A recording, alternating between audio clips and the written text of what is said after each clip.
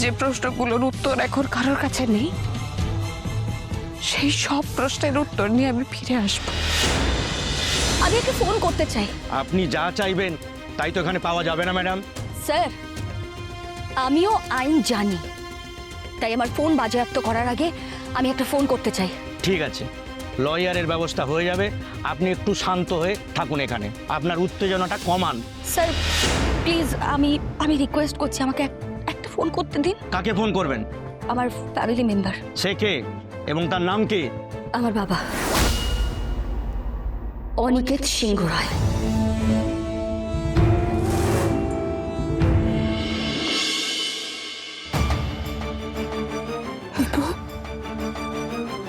উনি কি বলছেন? কি বলছেন উনি? তুই বলে দে সব মিথ্যে। অপর্ণা, কিঙ্কর যা বলছে সব সত্যি? তুমি রোহিণীকে জানতে? কই আমাদের তো তুমি বলনি। চুপ করে থেকো না অপর্ণা, তুমি বলো যে তুমি জানতে কি না। জানতাম,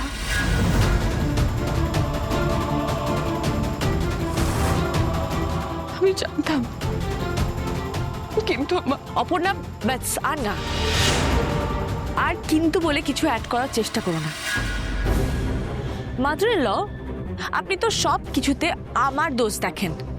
এবার বলুন, অপর্ণাকে কিছু বলুন।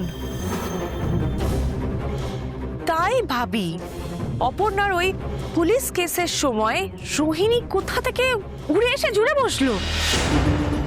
আগে থেকে সবকিছু এভাবে প্ল্যান করা না থাকলে কেউ কাউকে এইভাবে এত সহজে বাঁচাতে পারে? ও স্টপ মানুষী, স্টপ। আর আমি নিতে পারছি না। চুপ করো তো তোমরা সবাই, চুপ করো। আমি জানতাম না রোহিণীকে, আমি জানতাম না, কিন্তু সে যার অবৈধ সন্তান, সে একদিন সব শেষ করে দিয়েছিল।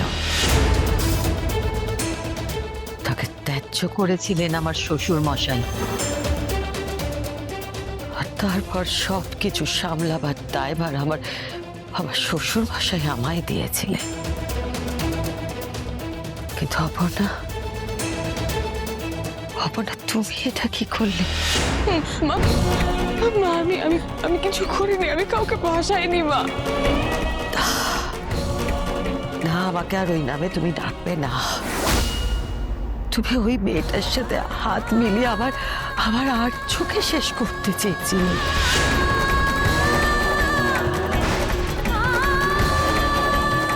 ছি ছি ছি ছি ছি, আমি ভাবতে পারছি না অপর্ণা, আমি ভাবতে পারছি না। মা, মা বিশ্বাস করো, আমি রোহিণীর কথাই নয় মা, আমি অন্য এক শক্তির কথাই কাজ করেছি।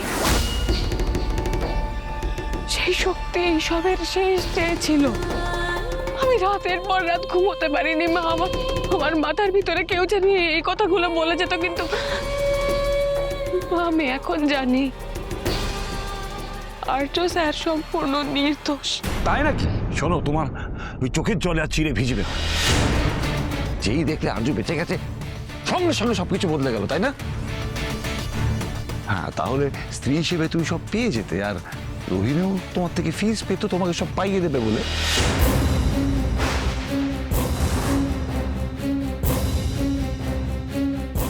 এতদিনে সব কাজের মোটিভ এবার ক্লিয়ার হলো অপর্ণা। এবার বুঝতে পারছেন তো মাদার ইন ল, কেন আমি এই মেয়েটার পক্ষপাতিত্ব করতাম না? হ্যাঁ রে মা, বলে দে না, আসল সত্যিটা কি বলে দে না। দেখ, কেউ মানুক না মানুক, আমি তো মানি যে আমার মেয়েটা খাঁটি সোনা। সোনা, মাই ফুট। আরো কিছু কি তোমার বলার আছে অপর্ণা? আমার মেয়ের নাম করে আমার দুর্বলতার সুযোগ নিলে তুমি। হ্যাঁ না মা, আমি কাউকে ভাসাইনি মা, আমি কাউকে মিথ্যে বলিনি। আর একটা কথাও তুমি বলবে না, একটা কথা বলবে না তুমি। অপু, অপু এদিকে আয় তো, এদিকে আয়। তোকে এখানে থাকতে হবে না, তুই আমাদের সাথে বাড়ি চল মা। এই অপমানের শাস্তি ওপরওয়ালা ঠিক দেবেন, তোকে এখানে থাকতে হবে না মা, চল চল। না বাবা, বাড়ি যাব না।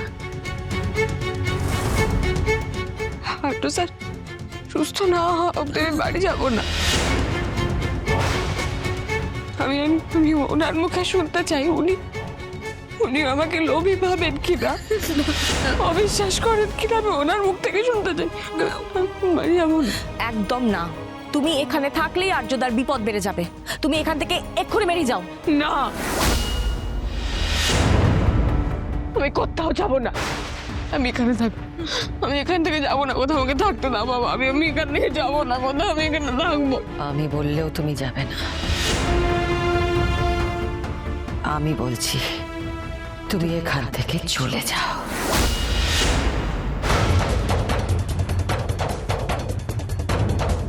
যাও।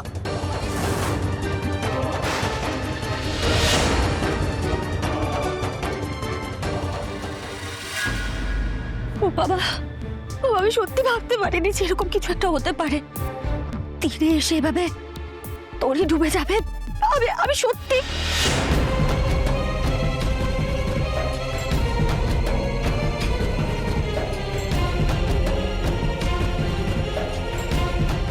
কি হলো বাবা, চুপ করে আছো কেন? I need your help, I need your. অনেক কথা হয়েছে, এবার ফোনটা দিন।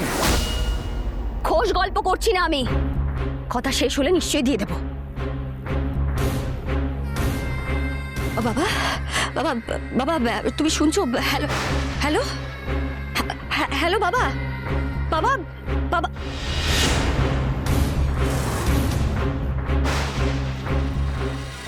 যাও অপর্ণা, যাও এখান থেকে, দয়া করে তুমি চলে যাও।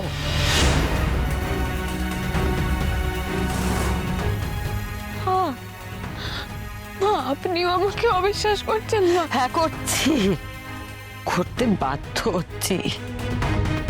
তোমাকে আমি বিশ্বাস করতে পারছি না। যাও যাও এখান থেকে।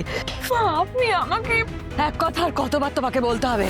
আমি রাজলক্ষ্মী সিংহ রায় তোমাকে বলছি, এখান থেকে এই মুহূর্তে তুমি বেরিয়ে যাও। অপু, চল মা, চল। আর এখানে এক মুহূর্ত থাকতে হবে না, চল চল চল।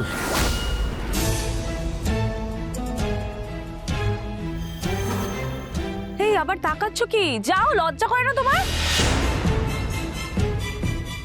এখানে এই সবের শেষ নয় মা। যে প্রশ্নগুলোর উত্তর এখন কারোর কাছে নেই, সেই সব প্রশ্নের উত্তর নিয়ে আমি ফিরে আসব। আর্য স্যারের থেকে আমাকে কেউ দূরে রাখতে পারবে না, কেউ না।